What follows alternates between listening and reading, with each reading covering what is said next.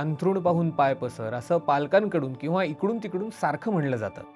तर ह्यानी सुद्धा मनी ब्लॉक्स येऊ शकतात का? अंथरूण पाहून पाय पसरावं किंवा मनी ब्लॉक आहे त्याच्यासाठी पैसा नेमका काय आहे हे त्या मुलाला सांगितलंच जात नाही. हां. जेव्हा लहान मुलगा आहे किंवा मुलगी आहे तिला जेव्हा कळतं की हे काहीतरी पैसा नामक गोष्ट आहे, ती कमवण्यासाठी दिवस दिवस आई बाबा बाहेर असतात, म्हणजे ही काहीतरी विलन शत्रू काहीतरी अशी गोष्ट आहे की ज्याच्यामुळे माझे आई वडील माझ्यापासून लांब जातात. तो माइंडसेट डेव्हलप झाला की तसाच तो डेव्हलप होतो.